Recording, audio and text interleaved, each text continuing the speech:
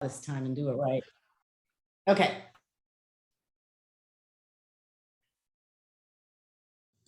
So can you repeat the question? So the first question was, what did you do as a child that exasperated your parents? Or as a parent, have you ever lost a child, and what was that like?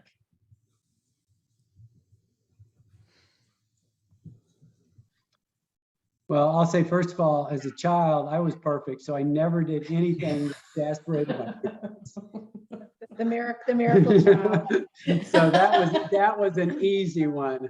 No, I think probably the biggest thing, and nothing that big, but my brother's a year and a half younger than I am, and so growing up, we love to fight. We got along really well, but we love to fight with each other, and especially my mother would just say, why do you fight? And they go, well, we like to.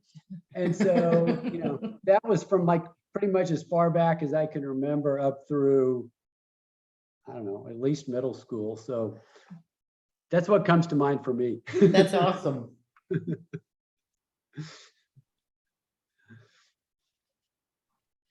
Carol, you're on mute. There, I'm sorry, thank you. Just about everything I did exasperated my mother. So,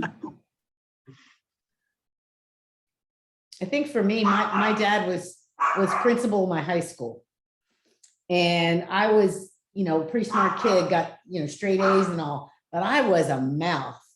And I remember when in one of the first classes I had freshman year, I mouthed off to my language arts instructor and said, well, my dad's the principal, so what are you going to do? Or something really snotty like that. And yeah, she went straight to his office and I got grounded for 2 weeks.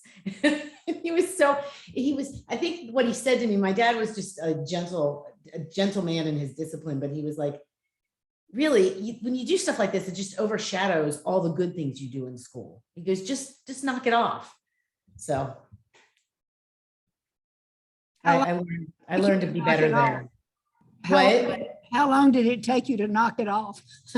After that 2 weeks grounding, I kind of shut my mouth. Okay, good.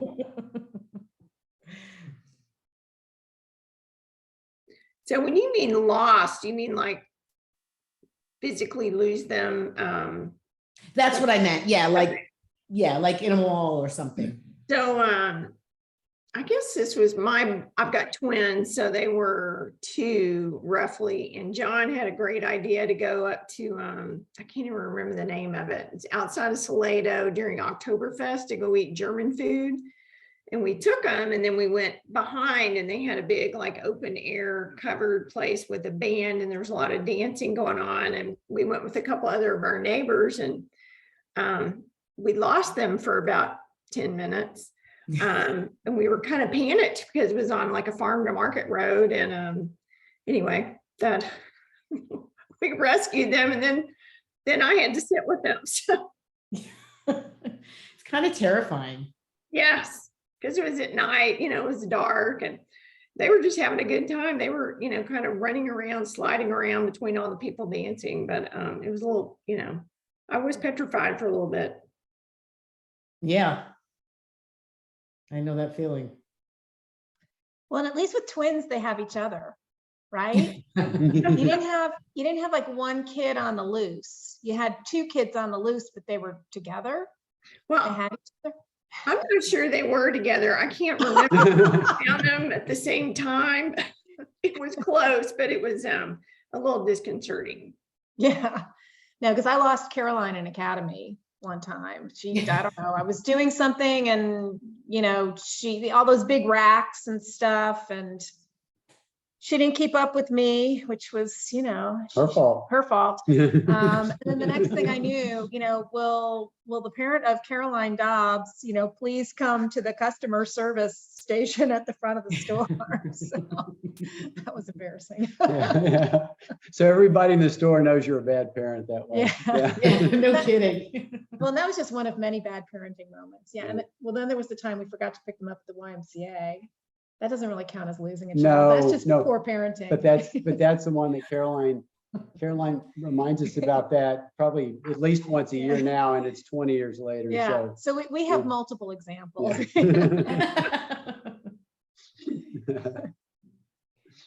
You made me think of this. I'm one of 6 kids, and we grew up in a very small town. So I remember like the mall where they would take us to buy shoes was like 20, 30 minutes away.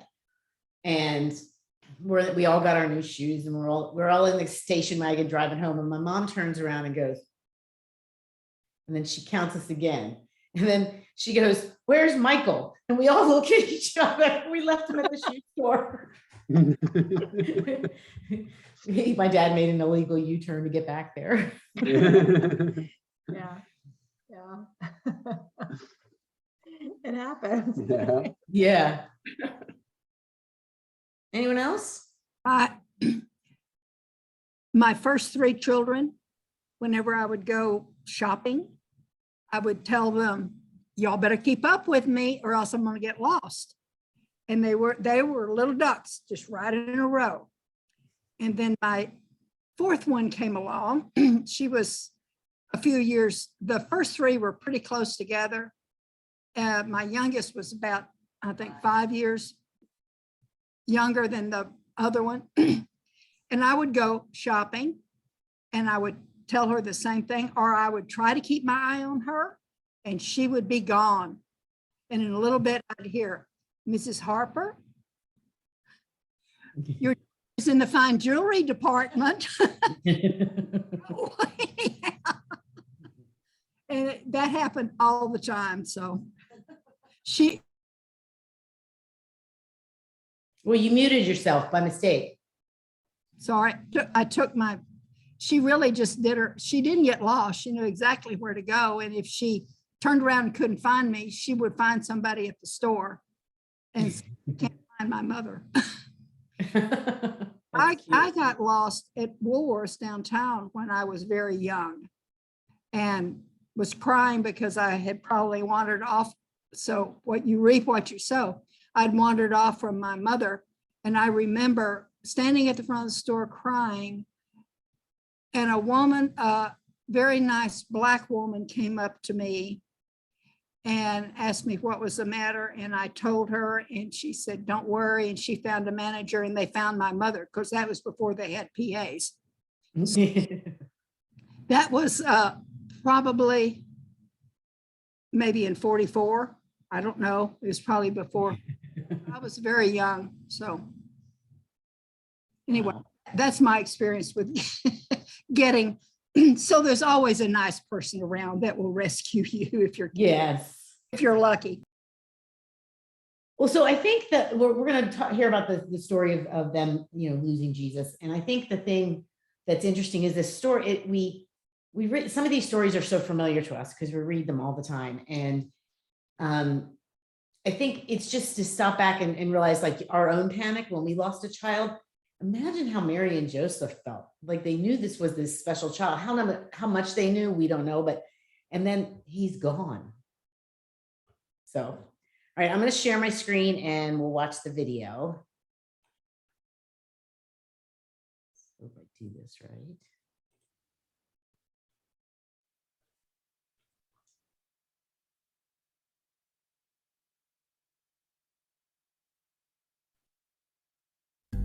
The Gospel of Luke was written during the 1st century. It was written to help readers be certain of the things that the writer Luke had been taught concerning Jesus Christ and the events surrounding his death and resurrection. But how does his account impact us today? What can we learn through this special book in order that we too may be certain? Join author and musician Michael Card as he journeys through this unique gospel and discover the amazing stories of Jesus Luke wanted his readers to know.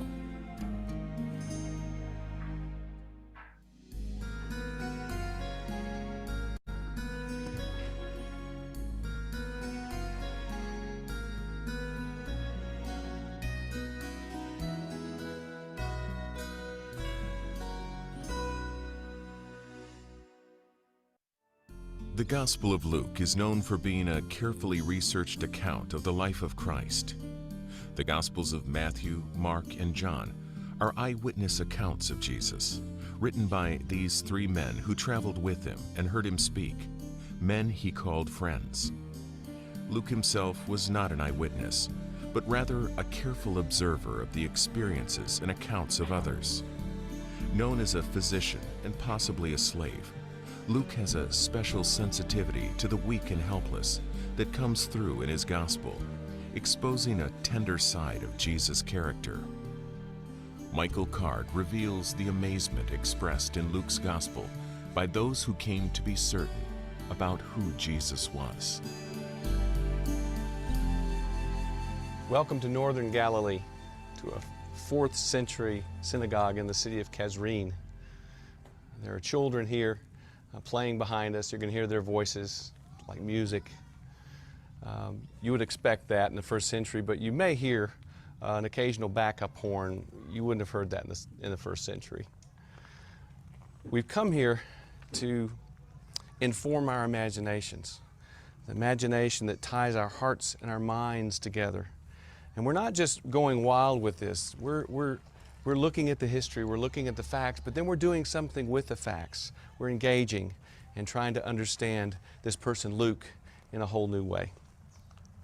Now we know that he is a self-conscious writer because in the opening of his gospel, he tells us that he was not an eyewitness. That means he had to speak to eyewitnesses. Now that's an interesting fact, but let's engage with that. What does it mean that he had to speak to eyewitnesses? Well, it means that he had to collect their eyewitness testimony, and some things he would use, some things he wouldn't use. And as he's collecting these stories, 30 years after Jesus has been raised from the dead and ascended, 30 years later, he finds that people are still amazed by this story of Jesus, and Luke really resonates with that amazement. But one thing continually happens. He notices that people who should have understood what was going on, the Messiah and grace and all that Jesus was about, the people that should have understood Jesus didn't, the religious people, the wealthy people. And it was the simple people, the poor, usually women, who were able to understand exactly why Jesus had come and what his ministry was all about.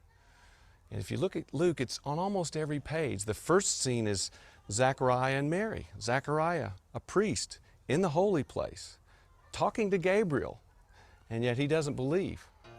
But Mary, this simple little girl, backwater part of the country, Gabriel tells her she's going to have this baby, and she immediately responds, "Behold, the slave of the master." See, she gets it. But it goes on and on. There's Zacchaeus and the rich young ruler. There's Simon the Pharisee, and then the sinful woman who wets Jesus' feet with her tears. See, the older religious men don't get it. The poor, the simple, the women do get it. And it even makes it into the parables. I mean, think of the parable of the Good Samaritan. A Samaritan who was really a despised person in Jesus' day. He understands. He stands and stays and helps the man who's hurt. But the priest and the Levite, they pass by and they don't care. Now, the wonderful thing about this literary motif is that it's explained. And it's explained by a moment in Jesus' life that is completely unique. It hadn't happened anyplace else in the Gospels. In chapter 10, Jesus overflows with joy. Luke says, Jesus, full of joy through the Holy Spirit, says to the Father, "I praise you, Father, that you have hidden these things from the wise and that you've revealed them to little children, like the children we hear outside the door." Jesus is excited that his Father is the kind of person that reveals things to people who usually don't get to understand it, that his Father is the kind of person who will turn the world upside down.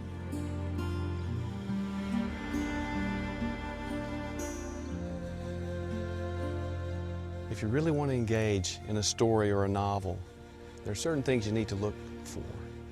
The first words of the main character, that's one of those things, because it will set the tone for the rest of the story. Now, Luke is a marvelous storyteller, and so we need to listen carefully to the first words of Jesus. He's just 12 years old. Luke tells us that his family, they've all come up to celebrate the Passover in Jerusalem, and Jesus is with them. He's 12.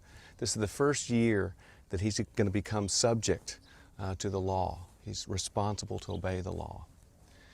Now, the Sanhedrin, sort of the supreme court, the ruling body in Judaism, they would have open air discussions of the law in the temple courts during these festivals. And apparently that's the discussion that Jesus gets caught up in.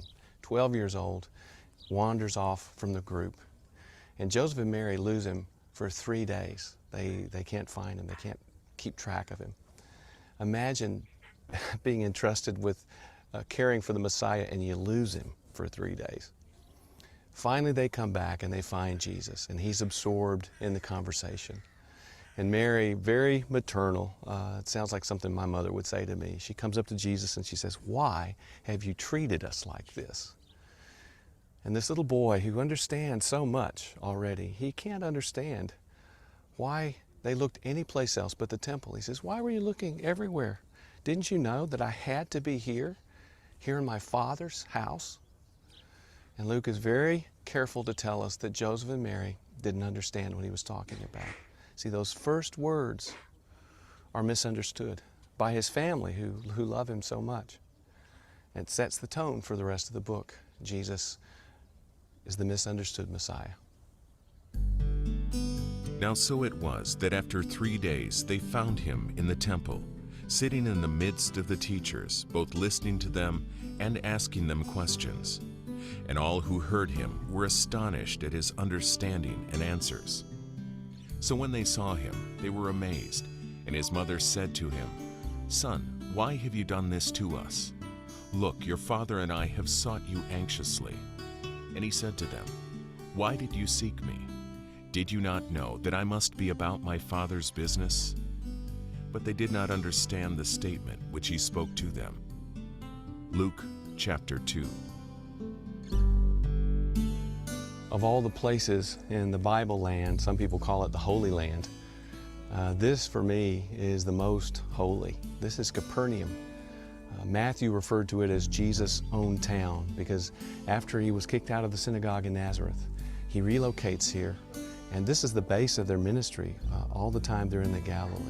So this is an area that Jesus would have known. It's a wonderful place to come to. And this next story begins here in Peter's house, right after the story of the men who lowered their friend down through the ceiling. That was Peter's house that happened at. Luke begins a literary structure, and we have to appreciate his sensitivity for literature. Lots of wonderful structure in Luke. He brings a first-rate mind to his task and a marvelous vocabulary. And he's already told us a parallel structure, the birth of Jesus and the birth of John the Baptist. Wonderful parallelism there. He'll have a nice literary structure, a big block in the middle. 40% of Luke is the final journey to Jerusalem. But here, beginning in chapter 5, right after the healing of the paralyzed man, he begins this block with this verse. And immediately, as everyone watched the man jump to his feet, he picked up his mat and went home praising God. And here's the structure. Everyone was gripped with fear and wonder and awe. They praised God, saying over and over again, "We have seen amazing things." Now, doesn't that sound like a statement that's going to begin another block? We have seen amazing things, they say. And that word for amazing is the Greek word paradoxa, the word that we get our word paradoxical from. Because what happens after that statement, Luke collects a series of stories about how unorthodox, how paradoxical the ministry of Jesus is. It's very important for us to establish this early in the ministry. The very first thing he does, he picks Matthew to be a disciple. Matthew, a tax collector who everyone else would have hated. And then he'll be questioned about the fact that his disciples don't fast and pray the way they're supposed to. Very unorthodox, see. Then he'll heal on the Sabbath, which he's not supposed to do. Then they'll rub their hands together and eat the grain. That's like harvesting, which is also violating the Sabbath. A whole collection of stories, and you can see Luke's mind working as he puts them together. But then this story comes together in a closing phrase that is very beautiful and very pastoral to me. And see if this doesn't sound like an intentional statement that closes this block. Luke says, "When all the people heard this, including the unjust tax collectors, they agreed that God's plan was right, for they had been baptized by John. But the Pharisees and experts in religious law had rejected God's plan for them, for they refused John's baptism. It's a wonderful little scene into what the new kingdom is going to be like. Upside down, radically reversed. The tax collectors and the sinners are in, and the religious professionals are out.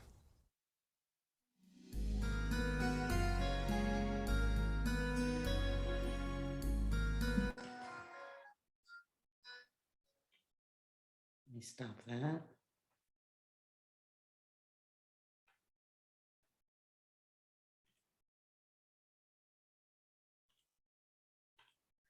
Okay, there, I have some discussion questions, but there were a couple of things in there that I didn't know that I just, that Jesus relocated to Capernaum after he was kicked out of the synagogue. I did not know that. Sounds like Sharon and Bleckley did.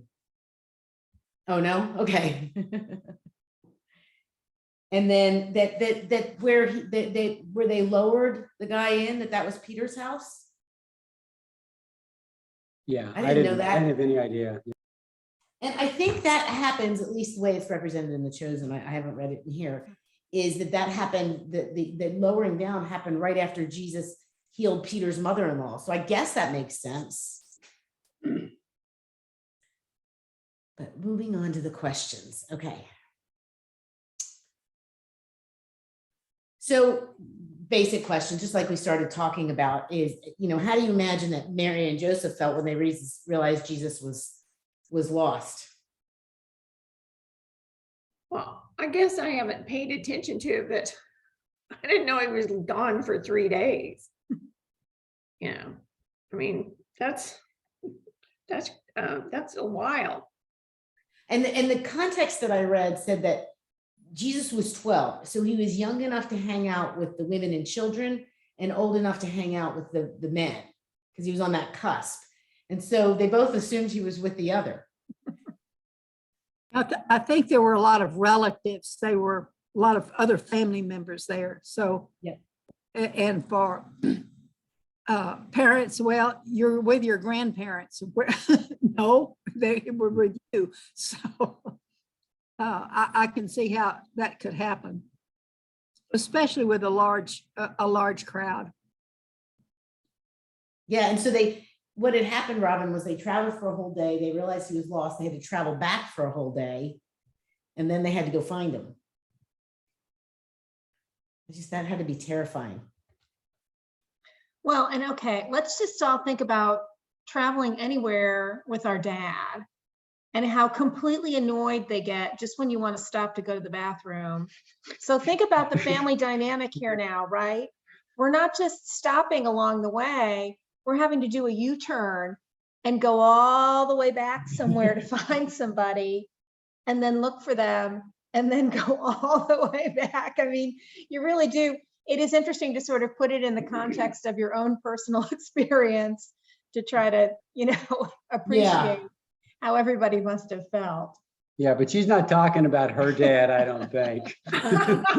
Just dads in general. Yeah. I don't know any dads that do many U-turns. I'm just saying. Or ask directions, I know.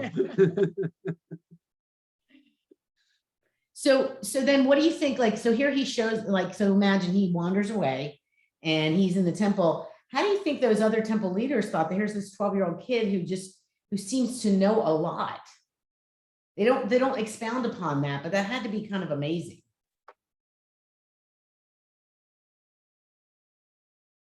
Yeah, I mean, it seems amazing to me that, I don't know, from what little I know, that they would even put up with somebody like that even hanging around, because, at that time, women and children weren't valued at all. True. They don't, they didn't value, at least my impression, they didn't value children, it's completely different from the way we feel today. And so maybe he was just being ignored. I don't know, but I'm surprised that they would let him hang around. I think because they said he was 12, so he'd probably had his bar mitzvah. Consequently, he would have been accepted as along those lines. So that's the reason because I think that age of 12, that was mentioned so much and emphasized that kind of gave him the right to at least sit there and listen, because that's how you learned back then. Yeah. So Yeah, that's- may have encouraged. And then if he asked some really good questions, Mhm. they would have been even more enthusiastic, thinking, oh, well, we've got another Pharisee coming along. And I thought Yeah, in the yeah, there you go. Let's story- nurture them. Yeah, I thought in the story he was doing more than just listen, but maybe I'm remembering it wrong. I thought he was actually imparting like insights and wisdom. Like, It said he had understanding, okay, but it could have started with him just asking some pretty wise questions. Yeah. Yeah, that I think it said that he asked questions and then they were amazed at his understanding, and then he probably followed it up with more questions. Mhm. Okay. So I think he talked about this. There's two times in verse 48 and 49 where Mary says, how could you do this to your father and I? Did you know how worried we were? And Jesus says, well, didn't you know I'd be in my father's house? I have to be about my father's business. And so, kind of what do you think is the significance between, Mary referring to Joseph and Jesus referring to God?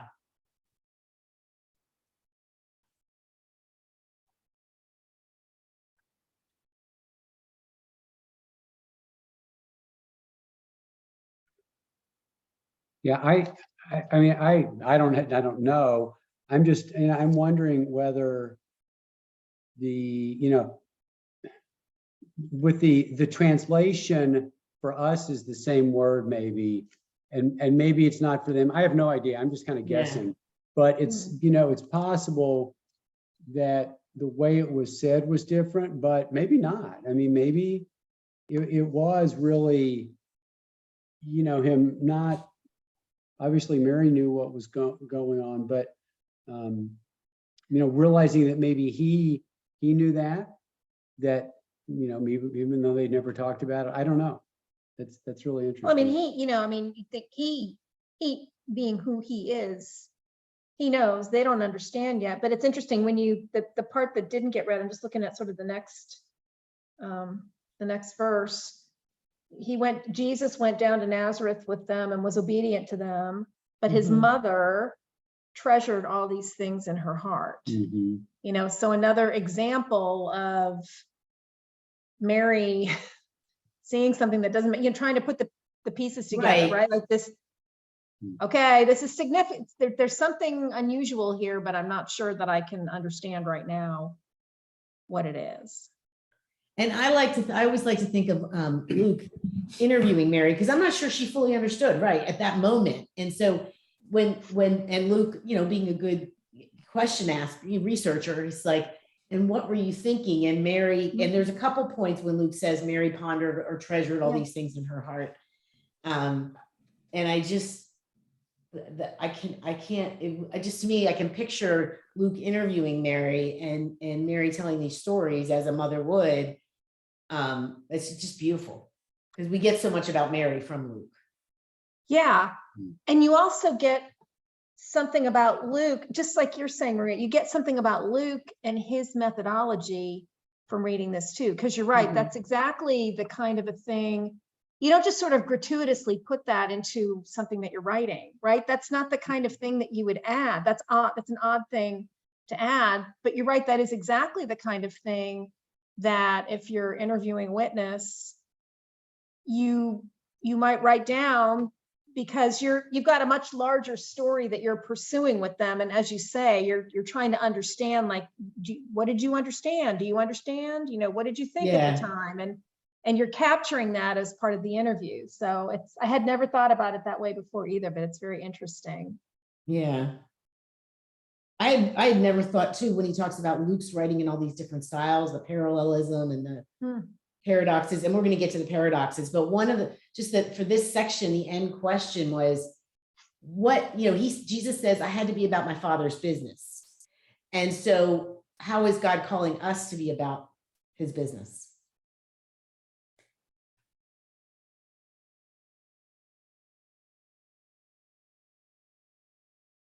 Well, I think a really good example of that is what you do at Camp Allen, Sharon.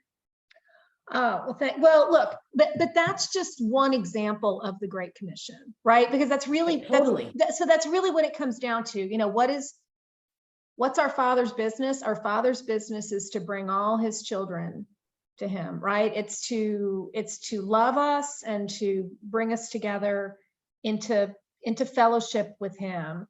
And so how do we go about doing that business of the Father? Well, I mean, it looks a lot of different ways, right? Yeah. I mean, for me, I'm super passionate about, I think there's a huge difference between being brought into the faith as a child and coming to it as an adult who has not grown up in a church. I think that's much tougher to do. And so to me, having children hear the word of God while they're young and, you know, the soil is fertile and you can plant the seeds deep, you know, for me, that's huge, but there's lots of other ways. I mean, Bleckley and I were There's talking lots of tonight ways. about this, of making disciples, building community, Mhm. fulfilling the Great Commission. And we were talking on Monday about, like, not all of us are called to stand up and be witnesses and talk openly about our faith. And yet there's so many other ways to witness. Like, just even we were talking about, like, what Carol and the Daughters of the King do when they take those, it is so beautiful to me to watch. They take those flowers off the altar and they wrap them up individually. And I was assuming they go to people in nursing homes, but it's just so beautiful to think that that little thing is going to brighten somebody's day. Yeah. Yeah. They'll go to nursing homes, or someone that's at home ill and not being able to come, or somebody has an anniversary, that just different. Nancy, don't y'all, the office helps decide who needs them too. Yeah, so we keep our ear to the ground.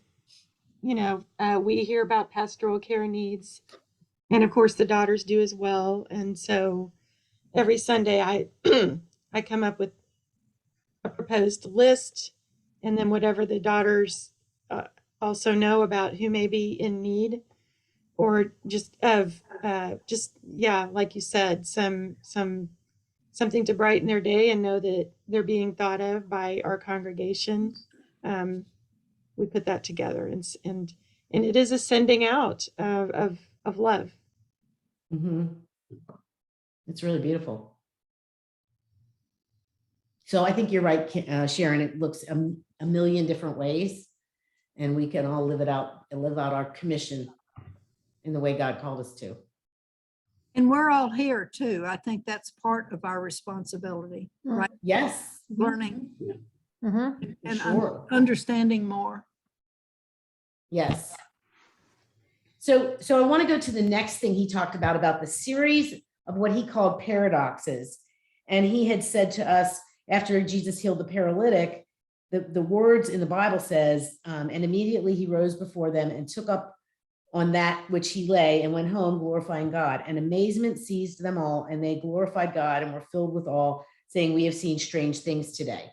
And that he was saying that, you know, strange meant paradoxical. And the very next one he calls Matthew. So what was paradoxical about that? Well, He was a pariah. He was a pariah to the Jewish people. He may have been Jewish, but he worked for the Romans and he took their money and gave it to the Romans. So he was not he was not a very popular fellow. I don't know if any of you all have watched, what is it called? The Chosen? The Chosen. The Chosen. Nancy has. Yeah, I know some folks have. I don't know, it's a TV program that was made. They've got like a couple seasons out now. We've been watching it, but Bleckley and I just sort of looked at each other when you said that about Maria, about Matthew, because the way they portray Matthew in The Chosen is so telling, right? I mean, he's very wealthy. He has no friends. Powerful. He's what? He has no friends. Has no friends. No. And it's almost like we laugh when we watch it, because it's almost like he's on the spectrum. Yeah, for sure. right? Yeah. He's really, really good at what he does. He has no friends. His family has disowned him. It's just, it really, for me, I had never thought of Matthew that way. And honestly, he is one of my favorite characters in that show now, Me because too. just because of the very tender way that they portray him. But you can also see, like, even the other disciples do not like him. Yeah. Do That not was- like him, right? That was a paradox I'd never even imagined, that the chosen suggests that they didn't always get along, and you could probably see why. Yeah. I think Zebedee's sons are portrayed as kind of thugs, but just kind of big, not very smart guys. But if Matthew was a tax collector in that town, then all those guys knew him and didn't like him. Mhm. And there was a scene at the very beginning where he's really putting the screws to Peter. Mhm. And Peter's got some whole thing that a scheme that he's concocted. And I mean, Yes. there's all that interpersonal drama, which, is not, it's a little bit of interpretive, Oh, yeah. but the point really is sort of helping you appreciate Matthew's outsiderness within the Jewish community. Yeah. Particularly his family, so I just Yeah. never thought about that until the visual. Yeah.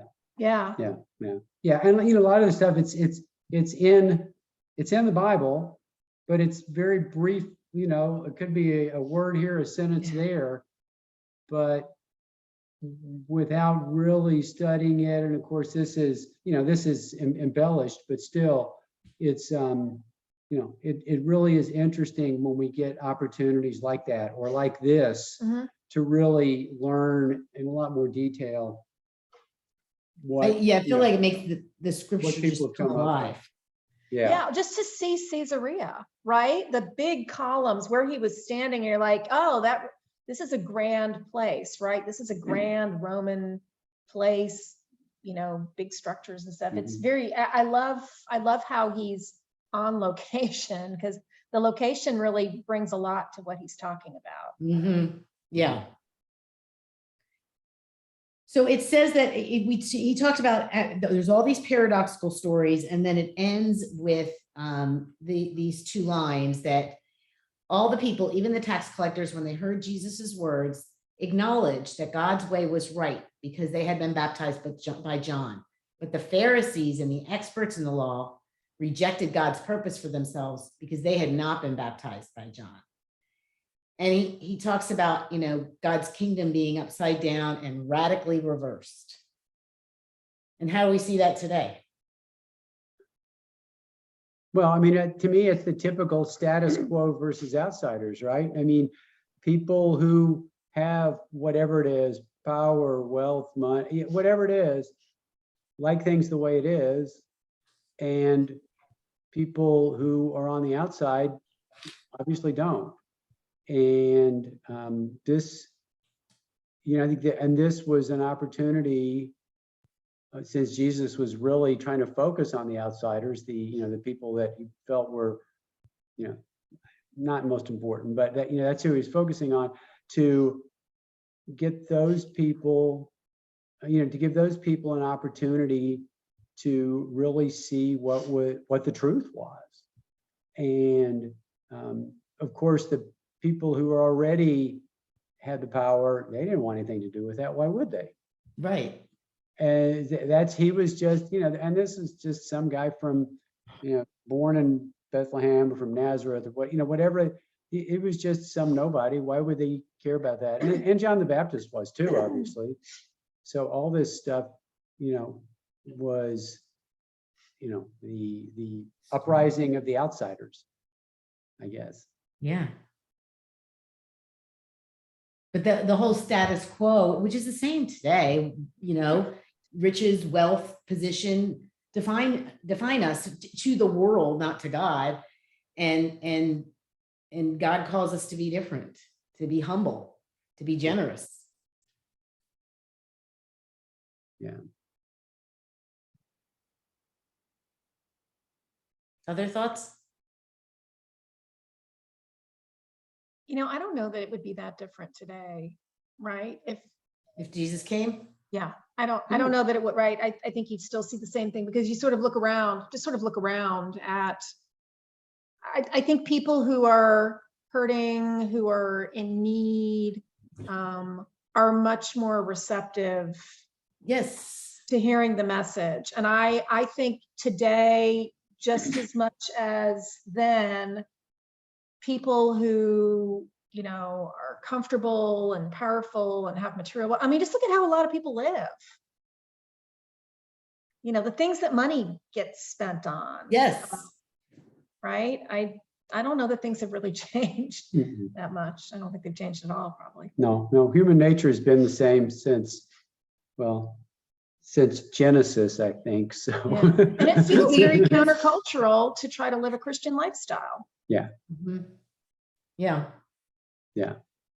I mean, like for us, I mean, growing up, if you will, it was, much more accepted. I grew up in a smaller city, not tiny, but, the church and good Christian families and all were kind of the norm. On the other hand, you don't know what, you didn't know everybody or anything like that. So it seemed kind of easy, but it's never been easy though. To really try to focus on what we should be doing, what God calls us to do, Mhm. what the Great Commission out of Matthew or whatever it is that we should be doing, but there's so many other messages out there that's hard to Mhm. focus on that. Luckily, I think that's a great call out about good Christian families, and that is really what our first discipleships have been, is making sure that we do that and we kind of pay it forward, I guess. And it is countercultural. It's becoming countercultural to be a good Christian family. Mhm. Mhm. And we even had a lot of those pressures too. You belong on a soccer field, not in a church pew on Sunday mornings. So Mhm. that's a good call out. Yeah. Yeah. And it's getting, I think, worse all the time, from what I can see. But it's never been easy, but it's always something. Yeah. That's why we have the Holy Spirit with us. Yeah. I think something we were talking about last night, I have a neighborhood study, and it was when everything is like you were saying, Sharon, like the poor and the marginalized and the sick are more open to Jesus. I think one of the things, and even if you're very active in your faith, when everything is stripped away, and you're facing the death, the threat of death, the illness, all you have left is God. And that's when, unfortunately, I think that's when we turn to him most. I think it's to remember to keep turning to him when things are good. Right. He's the author of that too. Oh yeah. Yeah. When I say there's no atheist in the trenches, is that the expression? Yeah. Yeah. Yeah, there's a James Taylor song about the war in Afghanistan, and he's got this one line: "No matter what you tell you, all the soldiers talk to God."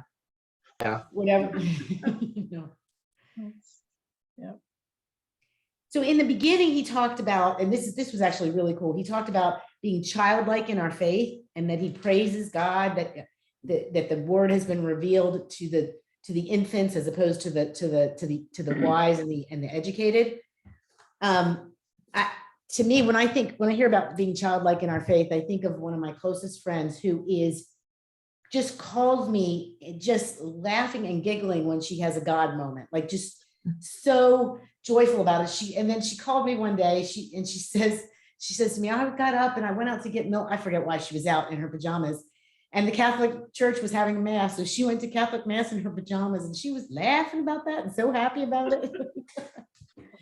But my question is, how is God calling us to be? What does it mean to be childlike in our faith?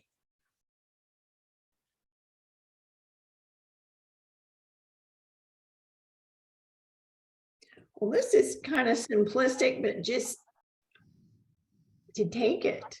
I mean, it's there, and he's he's not asking much, just to love and to think, love him, but love your neighbor. And that's really easy.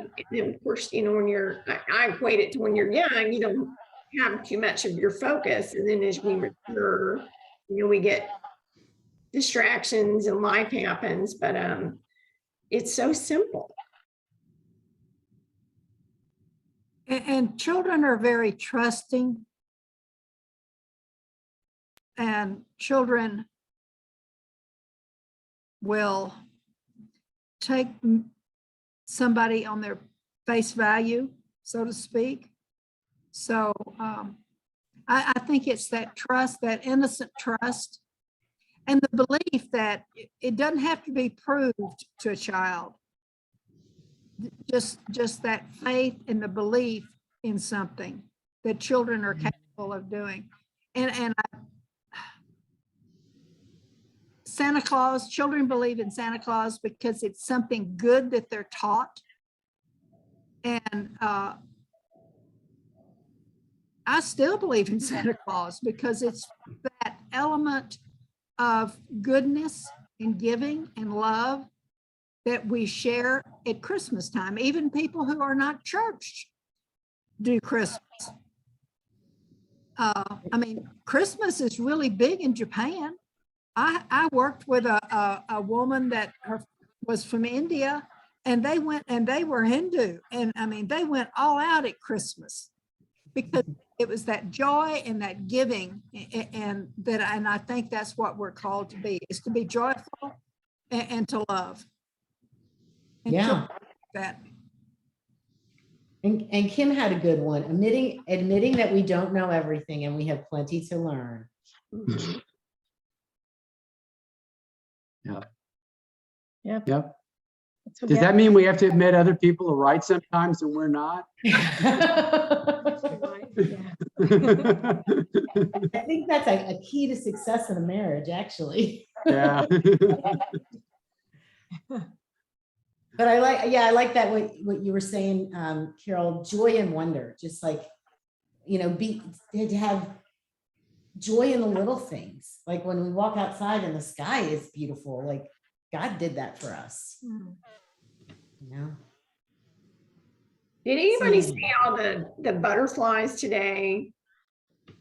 I don't know if they weren't big monarchs, but I mean, they were little, but they were all over Lakeway and between here and Hudson Bend. So I don't know, just I'm reading that Altar in the World. I was trying to focus on driving, but I thought, no, I'm gonna watch this anyway. I just was curious if anybody saw that. What color were they? It was kind of hard to see because they were not very big, but maybe some yellow and some orange, but they were really small. That's cool. Anything that anybody else got out of the video that we haven't spoken about?